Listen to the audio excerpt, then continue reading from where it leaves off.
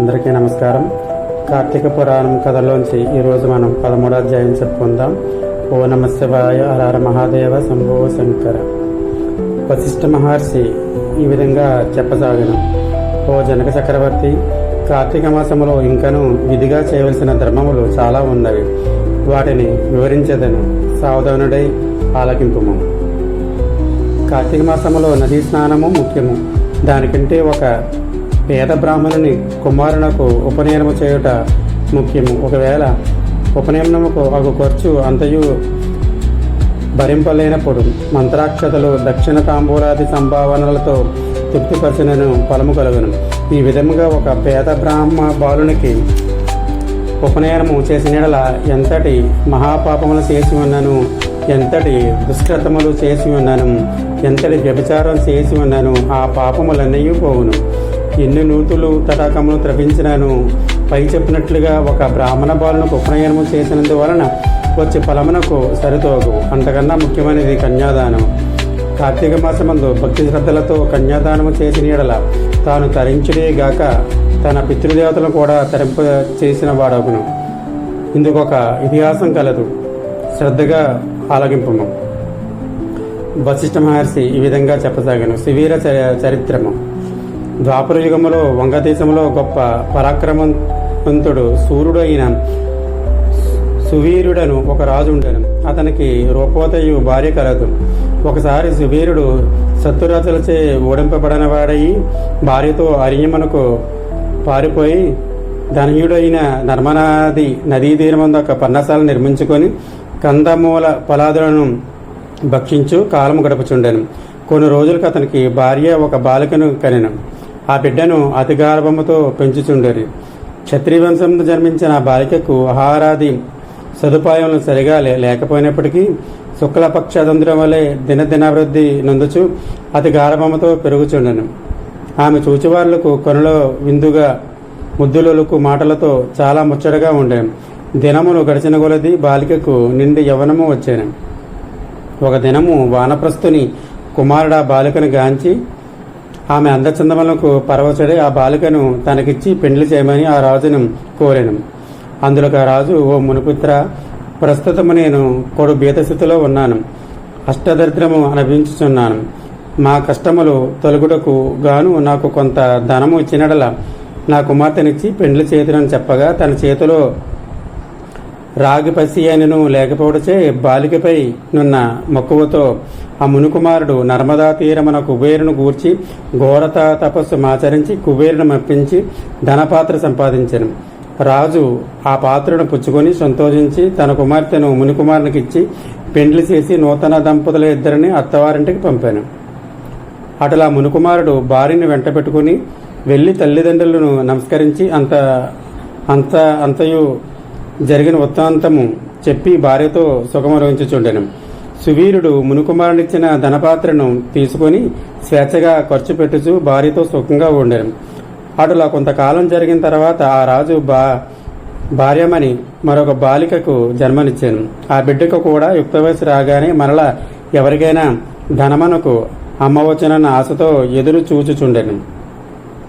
ఒకనొక సాధు పొంగవుడు తపతీ నది తీరము నుండి నర్మదా నది తీరమునకు స్నానార్థమై వచ్చుచు దారిలోనున్న సువీరును కలుసుకొని, ఓయి నువ్వెవడువు? నీ ముఖ వచ్చు చూడ రాజవంశనందు జన్మించిన వాళ్ళే ఉన్నావు. నీవి అరణ్యమందు భార్య బిడ్డలతో నివసించుట కారణమేమి అని ప్రశ్నించగా సువీరుడు, మహానుభావ, నేను వంగదేశము నేలుచుండెడి సువీరుడను రాజును. నా రాజ్యమును శత్రువు ఆక్రమించుటచే భార సమేతముగా ఈ అడవిలో నివసించుచున్నాను. దరిద్రము కంటే కష్టమే ఏమీ లేదు, పుత్రశోకము కంటే గొప్ప దుఃఖము లేదు. అటులనే భార్య వియోగం అంటే గొప్ప సంతాపము మరొకటి లేదు. అందుచే రాజభ్రష్టుడైన నందున ఈ కారడుల్లో సకుటుంబముగా బ్రతుకుచున్నాను. నాకు 2 కుమార్తెలు. అందు మొదటి కుమార్తెను ఒక మునిపుత్రునికిచ్చి వాని వద్ద కొంత ధనము పుచ్చుకుంటేని దానితోనే ఇంతవరకు కాలక్షేపము చేయుచున్నాను అని చెప్పగా, ఓ రాజా, నీవు ఎంతటి దరిద్రువైనను ధర్మసూక్ష్మము ఆలోచింపక కన్య నమ్ముకుంటవి. కన్యా విక్రయము మహాపాతకములలో ఒకటి. కన్యను విక్రయించిన వారు అసిపత్రవన మను నరకము అనుభవించరు. ఆ ద్రవ్యముతో దేవముని పుత్రదేవత ప్రీతమే వ్రతము చేసినను వారు నశింతురు.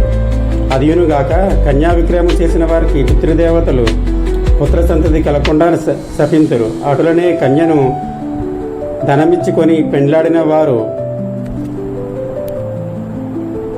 చేయు గృహస్థ ధర్మములు వ్యర్థమవుటేగాక అతడు మహానరకము అనుభవించెను. కన్యా విక్రయము చేసిన వారికి ఎట్టి ప్రాయశ్చిత్తము లేదని పెద్దలు ఒక్కానించియే ఉన్నారు. కావున రాబోయే కార్తీక మాసమున 2వ కుమార్తెను నీ శక్తి కొలది బంగారము ఆభరణములతో అలంకరించి సదాచార సంపూర్ణకు ధర్మబుద్ధి కలవానికి కన్యాదానము చేయము. అటుల చేసిన ఎడల గంగా స్నాన మొనరించి ఫలము అశ్వమేధ యాగము చేసిన ఫలమును పొందుటయేగాక మొదటి కన్యను అమ్మిన దాని పాపఫలము కూడా తొలగిపోవును అని రాజునకు హితోపదేశం చేయగా, అందుకు ఆ రాజు చిరునవ్వు నవ్వి, ఓ మునివర్య, దేవసుఖము కంటే దాన ధర్మం వలన వచ్చిన ఫలము ఎక్కువ. తాను బ్రతకకుండా భార్య బిడ్డలతోనూ సిరి సంపదలతోనూ సుఖముగా ఉండక చనిపోయిన తర్వాత వచ్చేట ఏదో మోక్షము కొరకు ప్రస్తుతమన్న అవకాశమును చేతులారా జారవిడమంటారా? ధనము బంగారము కలవారే ప్రస్తుతము లోకములో రాణించగలరు, కానీ ముక్కు మూసుకొని నోరు మూసుకొని బక్కచిక్కి శల్యమై ఉన్న వారిని లోకము గుర్తిస్తుందా, గౌరవిస్తుందా? ఐహిక సుఖములే గొప్ప సుఖములు. కాన నా 2వ కుమార్తెను కూడా నేను అడిగినంత ధనము ఎవరైతే ఇస్తారో వారికి పెండ్లు చేయదును, కానీ కన్యాదానం మాత్రము చెయ్యను అని నిక్కచ్చగా చెప్పాను. ఆ మాటలకు సన్యాసి ఆశ్చర్యపడి తన దారిని తాను పెడిలిపోయాను. మరికొన్ని దినములకు సువీరుడు మరణించాను. వెంటనే యమబోటలు వచ్చి వారిని తీసుకుని పోయి యమలోకంలో అసిపత్రవన మను నరకభాగమును పడవేసి అనేక విధములుగా బాధించేది. సువీరుని పూర్వకుడైన శృతకీర్తి అను రాజు ధర్మయుక్తంగా ప్రజలను పాలించి ధర్మాత్ముడే మృతి చెందిన పిమ్మట స్వర్గమందు సర్వ సౌఖ్యములు అనుభవించుచుండెను. సువీరుడు చేసిన కన్యా విక్రయము వలన అశ్రుతకీర్తిని కూడా యమకింకరలు పాశములతో బంధించి స్వర్గా నుండి నరకమునకు తీసుకుని పోయి వచ్చేది. అంతటా శృతికీర్తి, నేను ఎరుగునంత వరకు ఇతరులకు ఉపకారము చేసి దాన ధర్మాదులు యజ్ఞమాగాదములను నిర్వహించి ఉన్నాను. నాకు ఈ దుర్గతి ఎలా కలిగే అనని మనమునందుకుని నిండు కొలువు తీరి ఉన్న యమధర్మరాజు కడగేగి నమస్కరించి, ప్రభు, నీవు సర్వజ్ఞుడువు, ధర్మమూర్తివి, బుద్ధిశాలివి, ప్రాణకోటినంతను సమంగా దాచుచుందువు. నేనెన్నడూ ఏ పాపము చేసి ఉండలేదు. నన్ను స్వర్గలోకము నుండి నరకమునకు తోడ్కొని వచ్చుటకు కారణమేమి సెలవిండు అని ప్రాధేయపడును. అంత యమధర్మరాజు శృతికీర్తిని గాంచి, శృతికీర్తి, నీవు న్యాయమూర్తివి, ధర్మజ్ఞుడువు, నీ వెంటుంటి దురాచారము గాని చేసి ఉండలేదు. అయినానేమి నీ వంశీయుడుగు సువీరుడు తన జ్యేష్ఠపుత్రికను ధనము కాంచి అమ్ముకునేను. కన్యనమ్ముకునే వారి పూర్వీకులు ఇటు 3 తరముల వారు అటు 3 తరముల వారును వారి ఎంతటి పుణ్యపురుషులైనను నరకమును భరించుడే కాక నీచ జన్మ ఎత్తవలసి ఉండను. నీవు పుణ్యాత్ముడనియు ధర్మాత్ముడనియు నేను అరుగుదును గాన నీకొక ఉపాయము చెప్పేదను. నీ వంశీయుడకు సువీరునకు మరి ఒక కుమార్తె కలదు. ఆమె నర్మదా నదీ తీరాన తన తల్లి వద్ద పెరుగుచున్నది. నా ఆశీర్వాదము వలన నీవు మానవ శరీరము దాల్చి అచటకు పోయి ఆ కన్యను వేద పండితుడను శీలవంతుడకు ఒక విప్రునకు కార్తీక మాసమున సాలంకృతముగా కన్యాదానము చేయించుము. అటులా చేసిన ఎడ నీవు, నీ పూర్వీకులు, సువీరుడు, మీ పుత్రగుణములు కూడా స్వర్గలోకము వెళ్ళుదురు. కార్తీక మాసములో సాలంకృత కన్యాదానము చేసిన వాడు మహాపుణ్యాత్ముడగును. పుత్రికా సంతానము లేని వారు తమ ద్రవ్యముతో కన్యాదానము చేసినను లేక విధి విధానముగా ఆబోతునకు వివాహము మునర్చినను కన్యాదాన ఫలమబ్బును. కనుక నీవు వెంటనే భూలోకము కేగి నేను తెలిసినట్లా చేసేదివేని ఆ ధర్మకార్యం వలన నీ పుత్రగుణము తరింతురు, పోయిరమ్ము అని పలికాను. శృతికీర్తి యమునకు నమస్కరించి సెలవు తీసుకొని నర్మదా తీరమున ఒక పర్ణకుటీరములో నివసించుచున్న సువీరుని భార్యను కుమార్తెను చూసి సంతోషపడి ఆమెతో యావత్తు విషయములను వివరించి కార్తీక మాసమున సువీరుని రెండవ కుమార్తెను సాలంకృత కన్యాదాన పూర్వకముగా చతుర్వేదములు చదివిన ఒక బ్రాహ్మణ యువకునికి ఇచ్చి అతి వైభవముగా వివాహం చేశాను. అతడు కన్యాదానం చేయటం వలన సువీరుడు కూడా పాప విముక్తుడై స్వర్గలోకములోనున్న పితృదేవతలను కలుసుకునేను. శృతికీర్తి ఇతవుపై సువీరుని భార్య కన్యాదానము చేయుట. కన్యాదానం వలన మహాపాపములు కూడా నాశనమగును.